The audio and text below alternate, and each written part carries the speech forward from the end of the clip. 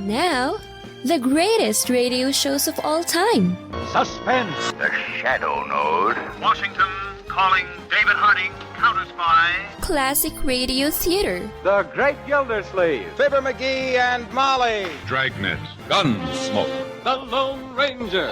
Now, step back into a time machine with your host, Wyatt Cox. Good evening, friends of the Inner Sanctum. The 15th episode of the show that would become best known for its advertiser, the Signal Oil Company, the Whistler. And this episode broadcast going back 80 years ago, August 22nd, 1942.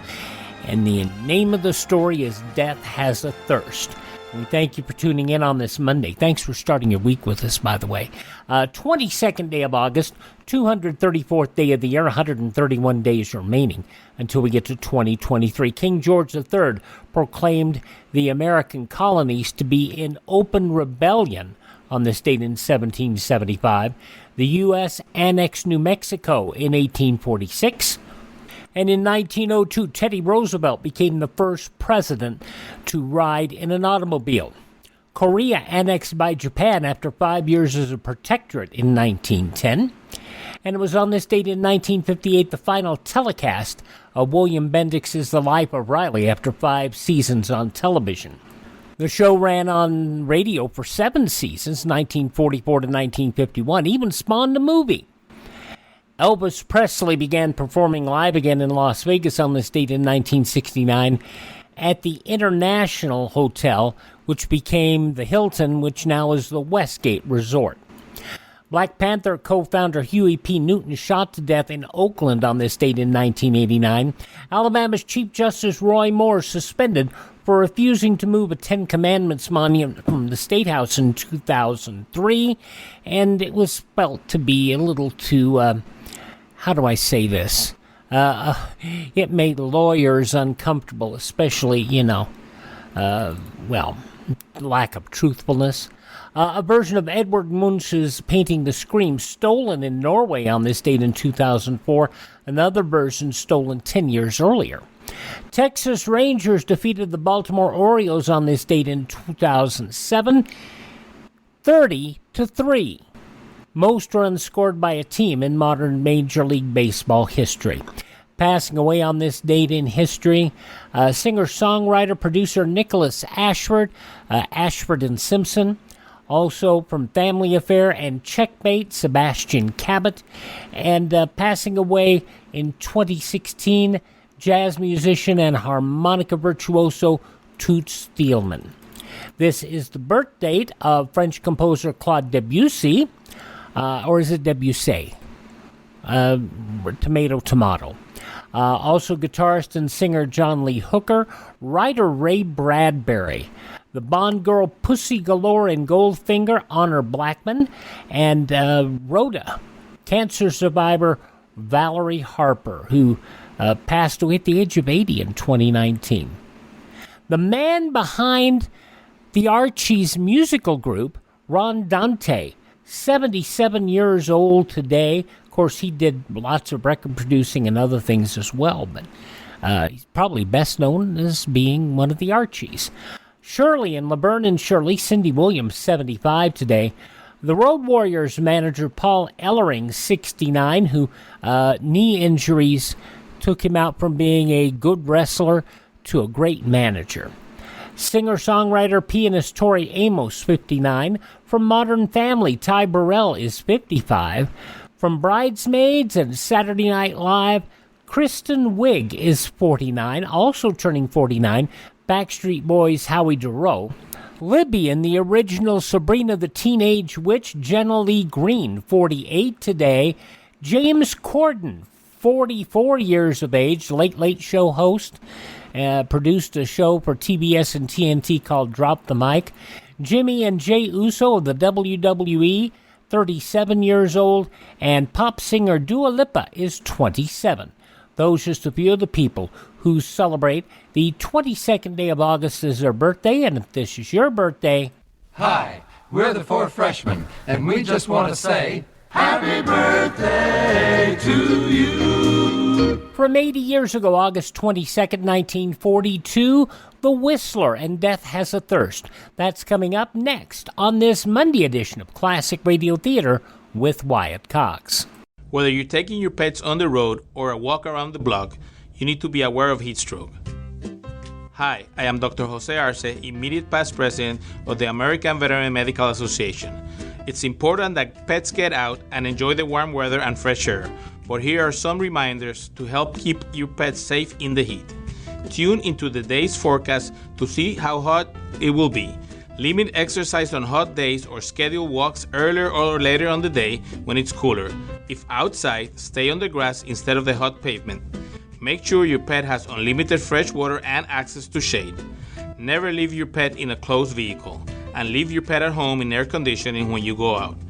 If you see signs of heat strokes in your pet, such as excessive panting, drooling, unsteadiness, or abnormal gum and tongue color, call your veterinarian or nearest emergency clinic. For more info on summer pet safety, visit avma.org. That's avma.org. Before we get started on this Monday Classic Radio Theater with Wyatt Cox, a hearty hello to my many friends in my hometown, Emporia, Kansas, who hear us every weekday morning on 1400 AM, 96.9 FM, KVOE, the voice of Emporia. I was a great fan of Roger Hartsook back in the day, and we wish all of you best from this old Sunny Slope Street boy. Now we get to The Whistler. 80 years ago today, August 22nd, 1942, Death Has a Thirst. Wait a minute. Have you heard the strange tales of the Whistler?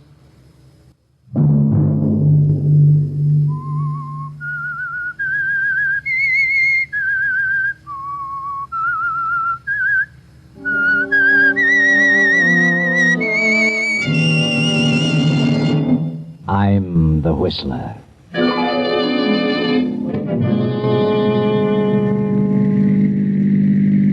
Here's the sanitarium, Harvey.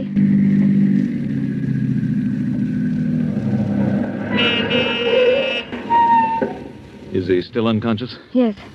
Here comes the attendant. We're all ready for him, Mrs. Jackson. Take his feet, Harold. Oh, had to tie him, eh? Yes, I had to give him a good one on the chin. You'll have to watch him. He may try to get away when he comes to. Don't worry, we've got a lot of tough cases here. Don't let him know who brought him here. And don't let him know I had anything to do with it. Leave everything to us. It's a 2-hour drive back to the city, Donna. Yes, sir. Well, I'll phone you tomorrow. Good. If anything happens, we'll call you. Thank you. Good night.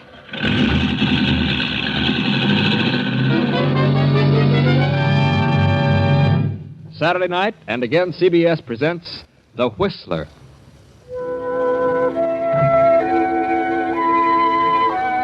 I, the Whistler, know many things, for I walk by night. I know many strange tales. I know many secrets hidden in the hearts of men and women who have stepped into the shadows. And so I tell you tonight the mysterious tale of Death Has a Thirst. The long black car with a handsome man at the wheel and the woman beside him returns to the highway and speeds on through the night. The man and woman sit staring ahead, lost in thought. The man is Harvey Davis, the woman Mrs. Victor Jackson, wife of the unconscious man recently deposited at the sanitarium. I'm sorry I dragged you into this, Harvey. But I had to have some help, and I knew I could depend on you. It's all right, Donna. I only hope it'll do some good. Victor never drank a drop while we were in school. He didn't drink when we were first married. But after his father died and Victor took over the business, he started. It's a huge concern, and I guess he just couldn't take it. He's always had an inferiority complex. But the thing that hurts me most is that the drinking has completely changed him. Why, he's suspicious of every move I make. He accuses me of the most disgraceful things. Accuses me of lying to him about everything and of being in love with other men. Oh, countless things. Other men? What men? Any man I speak to. Even you, Harvey. Me? Well, after all, if he's going to be suspicious of any man, it would logically be me. Why? You've brought most of your troubles to me. He knows that. I'm as good a victim as any. He knows I'm terribly fond of you. Are you, Harvey? From the first day I met you, I said, Here's a woman, a strong woman. Maybe she'll develop some backbone in my willy-nilly friend, Victor. That's very nicely put, Harvey. Let's hope the sanitarium does him some good. If it doesn't, I don't know what I'll do. Don't worry, Donna. Just remember, I'll do anything for you. Thank you, Harvey.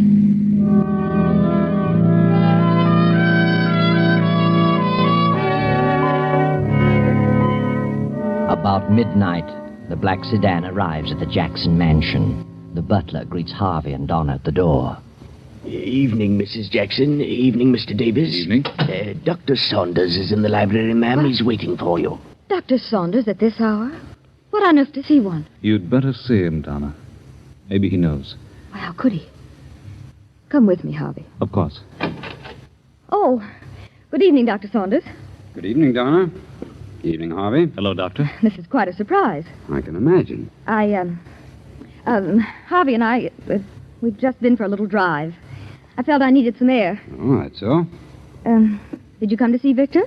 Victor isn't here. Really? But I know where he is. You do? He's in a cheap dive of a rooming house downtown. What? But that's impossible. That's where he always goes. Well, you're wrong this time, Doctor. I took him by force to a sanitarium tonight. Harvey helped me. Maybe they can do something for him. You told the sanitarium that I was his physician, didn't you? Yes. Well, they called me an hour ago. He's escaped. What? Oh. They said he came to and broke away from them. I know where he usually goes, and I can find him. If you want me to find him. Well, what are you inferring, Doctor? Donna, I know what you've been through with Victor. I know what a trial it's been. I've tried and you've tried. We've all tried everything we could do to make him stop. Not many women would have put up with what you have. We've dragged him through before. We probably can do it again. I just thought, well, maybe you'd had enough. You do know where he is? Yes, I'm pretty sure I know. Well, then find him. I'm determined to cure him if I have to take him to a desert island. That's an idea. A long ocean trip might be the answer. Should have to hog time. I could do that, too. Very well, I'll have a talk with him. I'll phone you in the morning. Good night. Good night, Doctor. Oh, Harvey. No. You've done your best, Donna. Oh, but I feel so hopeless. I don't know what to do. Try the desert island. Why not? Harvey, it might work, mightn't it? You can help. Your yacht. Dr. Saunders may be right. Oh, at least it's worth a try. I wonder. Please, Harvey, it may be the answer. I can't get away just now, but if you're determined, you're welcome to the yacht. Oh, please, I'd feel better if you came along. All right, Donna. I'll go. I'll arrange it. But he won't want to come. We'll take him aboard by force. Shanghai? Well, all right. Just let me know when you find him, and I'll arrange everything.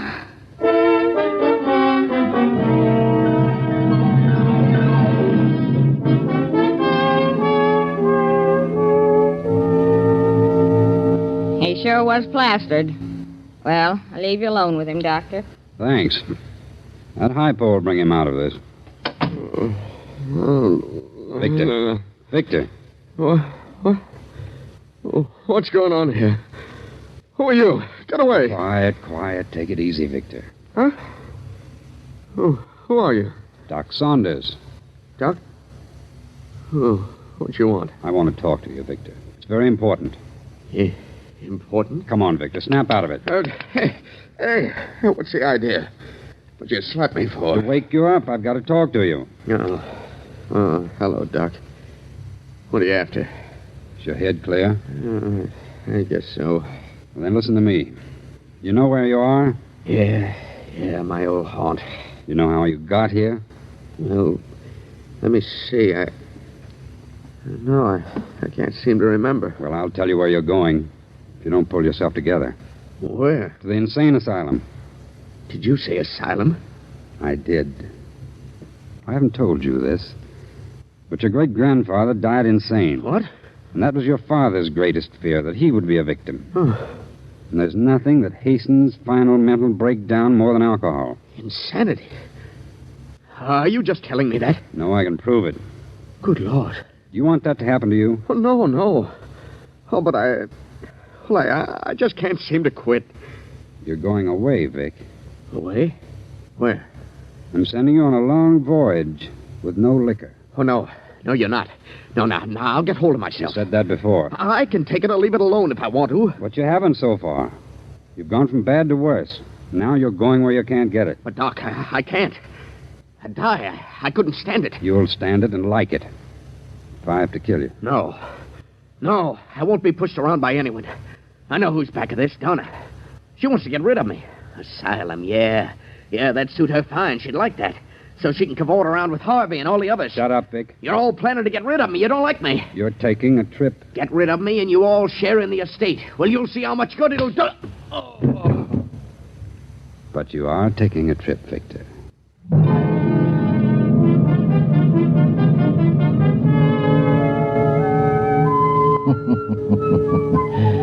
And now, here you are, Victor, several hundred miles at sea. And worried, too, aren't you, Victor? That talk about insanity really upsets you. You believe it, too, don't you? What's this? Where am I? Donna. Do you feel better? What is this? It's moving. I feel dizzy. I don't think you're dizzy. We're on a boat, darling. What boat? We're on a boat in the middle of the ocean. A boat? Doc Saunders. That's what he said. A voyage. It's his idea. Oh, now, Victor, everything's going to be all right. I know what you're planning to do. You're planning to kill me. You want to get rid of me. Want me to die. You won't die. Whose boat is this? Harvey's yacht. Harvey. Now I know it's a plot. Now I know what it's all about. You and Harvey, that's it. Oh, don't be ridiculous, Victor. Harvey consented to let me have the yacht. Is he on board? Yes. Of course. You and Harvey and me a prisoner. What a perfect setup. You don't mean that, Victor. I've been suspicious of you two all along. Who else is on board? Nobody but the captain and the crew of 4. And Harvey and the doctor. Where are you taking me? We're just cruising. Just cruising. Till you find the right spot. Right spot for what? To dump me overboard. No one will ever know, will they? And you'll say I jumped over. I was washed over the side. Oh, Victor, what has happened to you? You're like a stranger to me. I just don't know you. It doesn't seem possible that you're the man I married. My darling, what's happened to you? Don't you know? If I only did. Why, I'm crazy. Insane. Surely you knew that. My great-grandfather was insane, and my grandfather, and undoubtedly my father, so why not me? You're talking nonsense. No. Hasn't Doc Saunders told you what he knows? No. Oh, come now. You three are closer than that. Stop talking such nonsense. I won't listen. I'm getting out of this cabin. I can't stand to be cooped up like No, this. please stay here for a while, Victor. Please. Here, I brought you some milk. Please drink it. Milk? Ah. Got a funny color to it. And it smells strange. What's in it? Arsenic? It's just plain milk, Victor. Now drink it. Do you like milk, Donna? Yes, I love milk. Then drink it yourself. Victor! Oh, all over my dress. You're trying to poison me, that's it. Now get out of here. Get out. Oh, Victor, please, darling. Get out!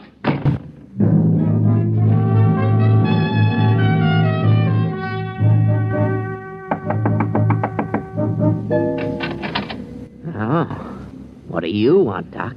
How do you feel, Victor? They're trying to kill me. They plan to kill me. Who? Donna and Harvey. She just brought me some milk and it had poison in it. I could tell by the color. I think you're imagining things, Victor. No, I'm not. They want me out of the way, I can tell. What made you think the milk was poisoned? It was a purplish color. Here's the glass. Smell it. Maybe I'm not so crazy after I didn't all. say you were crazy. I only want you to stop drinking. Drink may bring it on. Doc, where would they get poison? Oh, come now, forget it. Do you know where they'd get poison, Doc? I'll see you later, Victor. Maybe.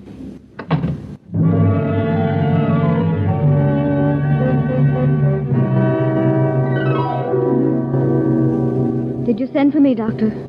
Yes. Did you take some milk to Victor? Yes, I did. What'd you put in it? Why should I put anything in it? Victor thinks you did. You should know me better than that, Doctor. You did put something in it. Oh, yes, I did. Some of that red liquid to make him quiet. Oh, yes, of course, that's what it was. And he threw it all over me. Oh, I'm thoroughly disgusted, Doctor. I can't go on with him this way. He isn't drinking, but there's something wrong. I decided to give it up as a bad job. I'm going to get a divorce. Divorce? I'm afraid it's too late for that, Donna. Too late? Why, what do you mean? Well, there's something I haven't told you. I've been hoping it wouldn't be necessary. But after today, I've given up all hope. Why can't I get a divorce? You can't get a divorce from an insane person. Insane? Good heavens. There's been a secret in Victor's family for several generations. Not even Victor knew it. It touched his father ever so lightly, but Victor has all the symptoms. And the liquor has hastened the crack up. I couldn't be certain as long as he was drinking. But today, I realized the truth. Why, I'm bewildered. I've never been so shocked in my life. I wish you hadn't told me. I'm sorry, Donna. I wanted you to be on your guard. He has some strange hallucination about you and Harvey. He thinks you're planning to do away with him. Do away with him? Oh, but that's ridiculous. I've never had such a thought. Never. Oh, but now I am frightened. Doctor, what about Alice? Your daughter's only 8 years old. There are no symptoms, and it may miss her entirely. August 22nd, 1942, The Whistler on Classic Radio Theater with Wyatt Cox. We'll take a look at the news stories from 80 years ago today after these messages.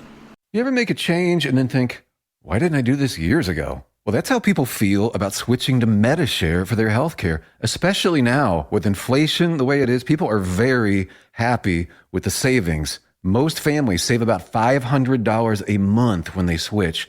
It's a huge help when prices are going up so fast in so many other areas. And Medi-Share's customer satisfaction rate is double that of health insurance.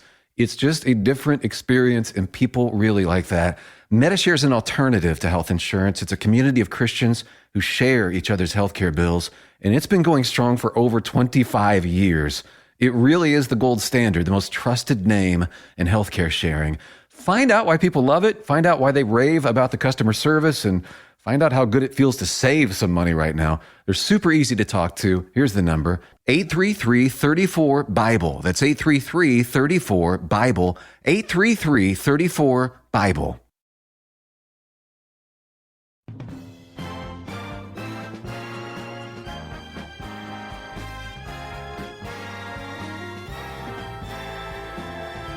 Classic Radio Theater on your favorite station. We're listening to an episode of The Whistler, Death Has a Thirst, as it was originally broadcast on Saturday, August 22nd, 1942. In the newspapers of that Saturday, 80 years ago, these were some of the headlines. Lots of war news. American sea fighters with Major James Roosevelt, son of the president, among them, belted the Japanese a crippling hit-and-run blow on Makin Island in the Gilbert Group August 17th. That from Admiral Chester W. Nimitz, who announced that yesterday. The Marines, supported by hard-punching units of the fleet, landed on the northernmost island of the Gilbert Group in an operation aimed at clipping the claws of enemy forces in the archipelago stolen from the British. The commando raid on Dieppe looked like a suicide mission of 4 American Rangers attached to Lord Lobat's command, but as Corporal William R. Brady of Grand Forks, North Dakota put it yesterday, damned if we didn't make it. The suicide idea occurred to Brady and his companions when they were ordered to storm a 75-foot cliff north of Dieppe. That from Drew Middleton for the Associated Press, who writes the others were Staff Sergeant Kenneth Stemson of Russell, Minnesota, Sergeant Alex J. Simsma of Dayton, Ohio, and Corporal Franklin M. Coombs of Sweat City, Iowa. The first four said they believed they were the first U.S. troops to fight on French soil in this war. They believed they were ahead of other Rangers in the raid before they were assigned to a unit, which was ordered to go forward and knock out a 6-gun battery. They came back from the death-ridden gun pits around Dieppe with undoubted admiration for British fighting quality, and they praised the Canadians as one hell of a fine bunch. Admiral Chester W. Nimitz revealed in a communique yesterday that 700 Japanese tried to land in the Solomon Islands on Thursday. U.S. Marines killed 670 of them and took the remainder prisoners. The Marines, the communique revealed, have been mopping up in the Solomons since they first effected their landing on some of the islands. The Japanese landing Thursday from fast boats, the communique said, but in the resultant fighting, practically all were wiped out. Tank-led Russian troops repelling fierce attacks along the Don, where the Germans crossed the river within 40 miles of Stalingrad, and are wiping out spearheads which penetrated Soviet lines to the south, that according to the High Command. Semi-official dispatches said earlier that Red Army tanks and men were grinding down German toeholds on the east bank of the Don Loop, hurling back massed invasion forces back into the river, which ran red with their blood. Senate leaders worked out a compromise agreement yesterday on a bill giving servicemen the right to vote by mail, the measure slated for Senate action next Monday.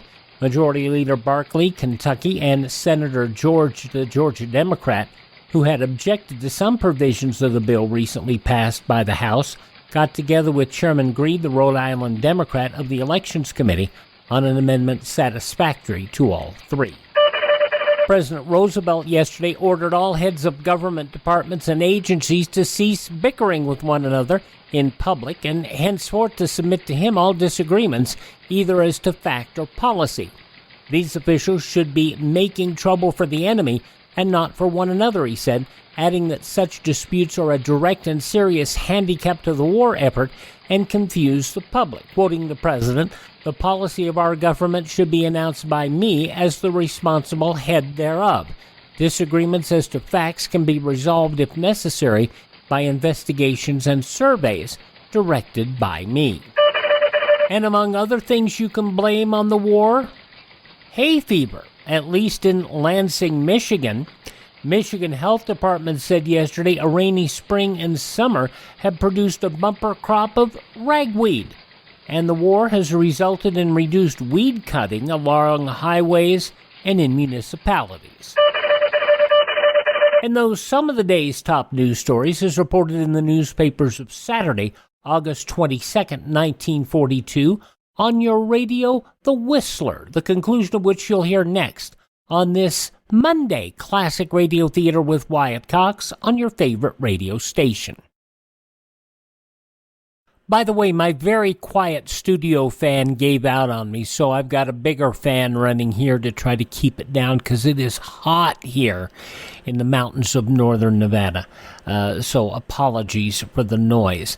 On Tuesday's Classic Radio Theater, an episode of Confession from August 23rd, 1953, the James V. Madston case. Madston appears to be a mentally disturbed killer who hasn't killed anyone yet. He's just holding up liquor stores. That's coming up on Tuesday's Classic Radio Theater. But right now, the conclusion of The Whistler, 80 years ago, August 22nd, 1942. But think what this will mean. If this gets out about Victor, why, it may ruin our whole life. I understand that. That must never happen. It must remain a secret. That'll be difficult. It's going to be hard to handle when that craving returns. Yes, he will. I'll think of something. I'll find a way. Doctor, come quickly. It's Harvey Davis. What's wrong, Captain? Found him in his bunk with a cord around his neck. Good heavens. Quiet, Donna. Come along.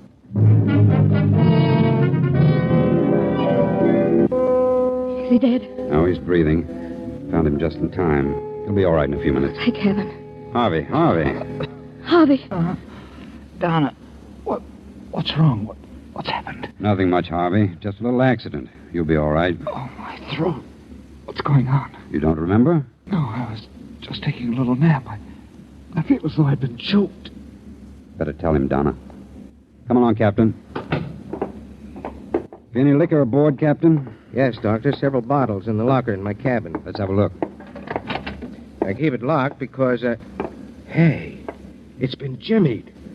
Well, what do you know? It's all gone. I expected that. I'll skin those men alive. Don't blame the men, Captain. What do you mean? What the devil is that? We've hit something. Come on. Captain! What is it, man? What's wrong with you? The boilers blew up. We must have hit a reef. All three of the men of the crew were down there. We've got to abandon. I'm hurt bad, Captain. Dead. See to the lifeboat. Round up the others. I'll go below. Yes, Captain. Murphy! John! Murphy! Are you there? Good Lord, what a mess. I can't imagine.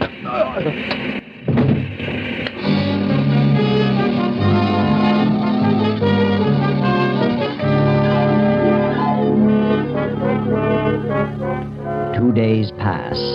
The sun beats down relentlessly on the 5 survivors in the open boat. The doctor watches anxiously over the still unconscious captain. And Donna and Harvey keep a constant eye on Victor, who sits alone in the end of the boat staring at the horizon. How's the captain, Doctor? Still holding his own.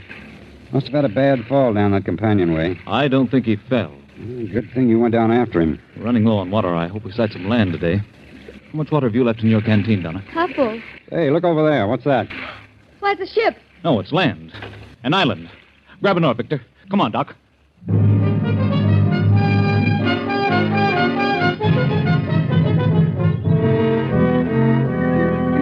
Well, I've looked all around.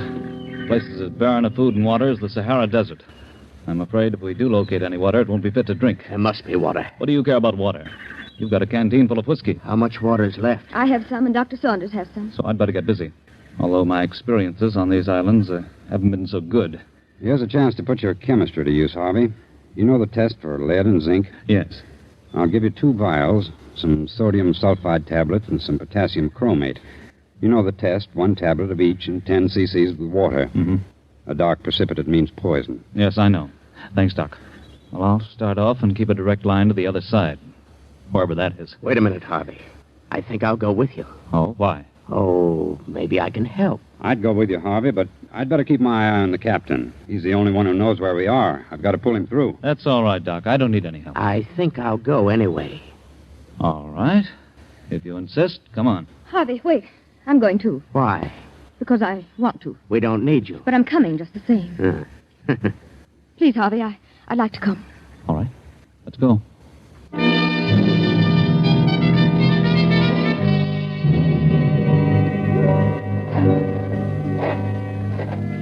Whew, it's certainly hot.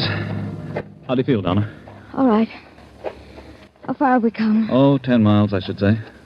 This is a pretty big island at that. And nothing but desert. Are you sure those last 2 water holes were poisoned? Certainly. Look good to me. I'm getting mighty thirsty. Better quit drinking that whiskey. It'll only make you thirstier. Harvey, can I have a little water? I'm sorry, Donna, but you'll have to suffer it as long as you can. Please wait. You suppose we'll ever get out of here? I don't know. Oh, it's all my fault. What a shame to get you into such a mess. Please forgive me, Harvey. There's nothing to forgive, Donna. I'd do it again 100 times over. For you? Would you, Harvey? Yes. Poor Victor, what a sad thing. No one must ever know, Harvey. Promise me if we get out of this. Promise me you'll never let anyone know. No one will ever learn from me. I got him! I got him! What on earth? Harvey, he's got a gun. Where'd he get it? Come on. I got him. Look, a lizard. A big one. I knew we'd find something. Put that down. You can't eat that. There must be water around here. There must be. Where'd you get that gun? Out of the captain's locker. Better take it easy with those shells. We may need them. Yeah. Maybe I will. Have a drink? No. All right. I'd sure like some water. How about it? There's just enough for one of us to get back. And if only one goes back, it'll be Donna. Donna? How chivalrous. Who's got the water? I have. Come on. Let's keep moving. There's water around here. There must be. And I'm going to find it. Donna, if we don't find water, he's going to start pleading for what you have. No matter how much he raves or pleads, don't give it to him. Even if he threatens us with a gun. Tell him you drank it all. I want you to have the best break out of this. Thanks, Harvey. I appreciate that. I found it. Water. I found water. Hurry, Donna. Hurry.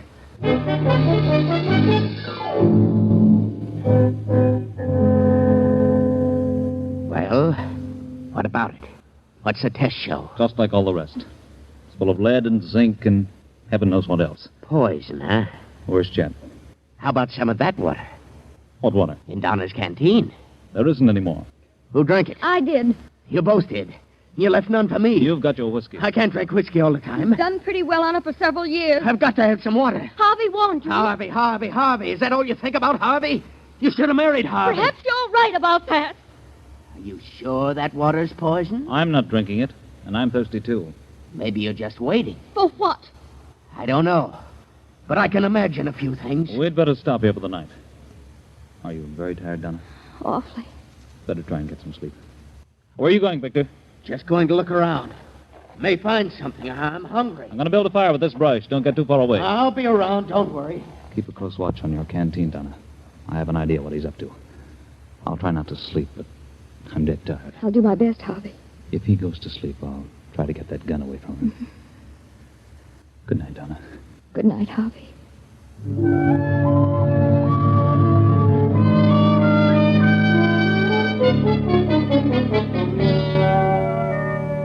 Night comes on. The fire burns low, and only a red glow remains. Donna, in spite of herself, drops off into a sound sleep. Victor stirs from his place 20 feet away, looks about him, and crawls silently toward the sleeping Donna. Put it down, Victor. I want some water. There isn't any more. I think there is. You heard what I said. You're lying. You have got some. Victor, what is it? You've got some water and you won't give me any. Harvey. I'm wise to you. You don't want me to have any. You want me to die. You're in love with each other. You're drunk. What if I am in love with Harvey? What of it? Donna. You want me out of the way. Neither of you is very thirsty, no. Because you had some water. And you got it out of that pool. You're lying to me. It's good water. You're crazy. You sneaked it out of there while I was asleep. You tried to make me think it was poison. I ought to shoot you both. All right, Victor, if you're so positive. Go on down and drink out of the pool. Oh, that gives me an idea. I'll just find out if that water's poison. Go drink some of it, Harvey. Certainly not. I'll give you 30 seconds. It's poison, Victor. Go ahead, drink or I'll shoot. No, don't do it, Harvey. Then supposing you drink some, Donna. Very well, I will. Victor, it'll kill her. Donna, wait. I'll drink it. You're a fool, Victor. But come along. This is going to be very interesting. Not as much as you think. Get off of me! I'll kill you! Oh. Maybe that'll hold you, Harvey. Oh, Harvey. I'm all right, Donna. It just hit my shoulder. I hope you're satisfied now that it is poison, Victor. Maybe. But you two are getting water from someplace. All right. Hand over that canteen, Donna. Please, Victor. That's for Donna. I'll take care of it for all of us. And if either of you make a move toward me, I'll shoot both of you. Good night. And sleep tight, both of you.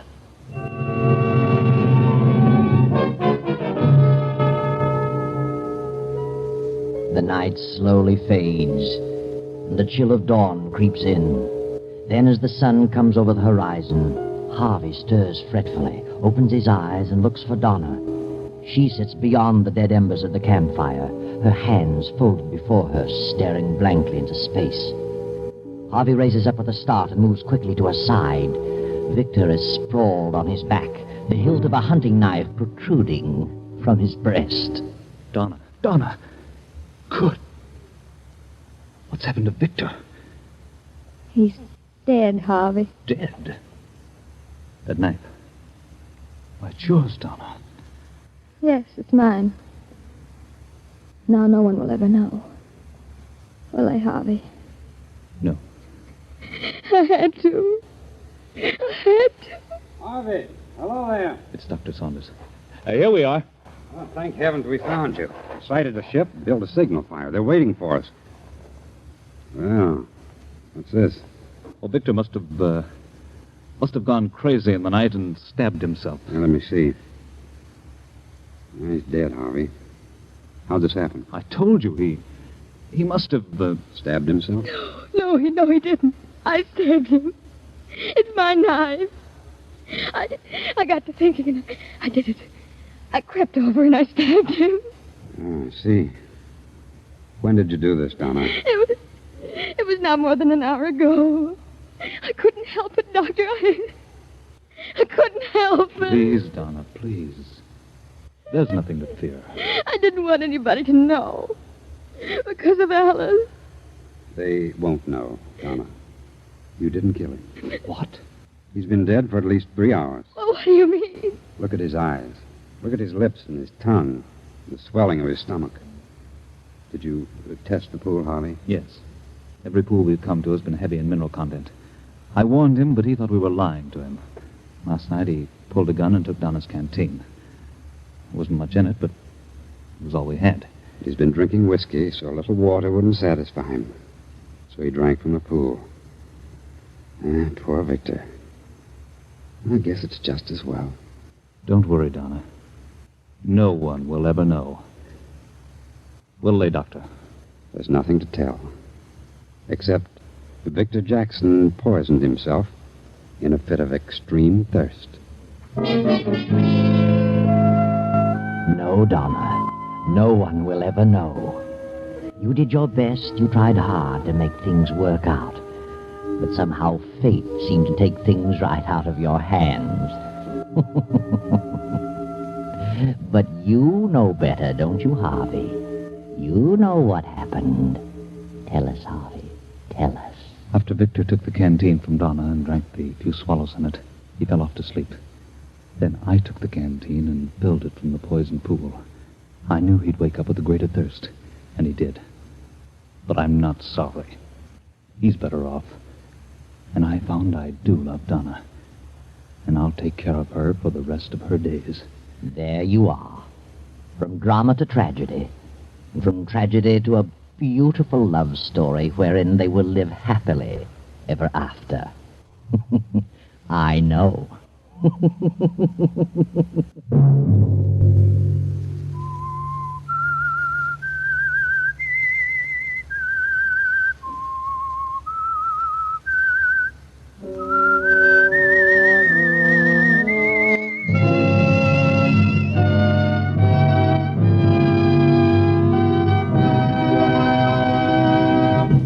CBS has presented The Whistler.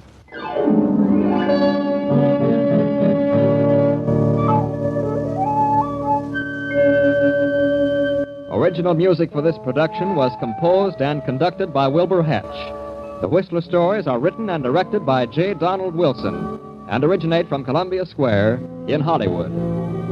From 80 years ago, August 22nd, 1942, The Whistler here on Classic Radio Theater with Wyatt Cox. Now, if you miss a day on this station, you don't have to miss a single show, because all of our Classic Radio Theater programs are available on demand at my webpage, classicradio.stream. You can stream our shows there, learn more about classic radio collecting. You can find linked podcast apps if you want to listen on your phone. You can also contact me there. You can find our social media links. And if you want to help us build this station and acquire new programs to bring to you here, buy me a coffee. Now, those links are at classicradio.stream. Thank this station, support their advertisers, and as always, tell your friends the great radio shows are right here at this spot on the dial. Classic Radio Theater with Wyatt Cox on your favorite radio station.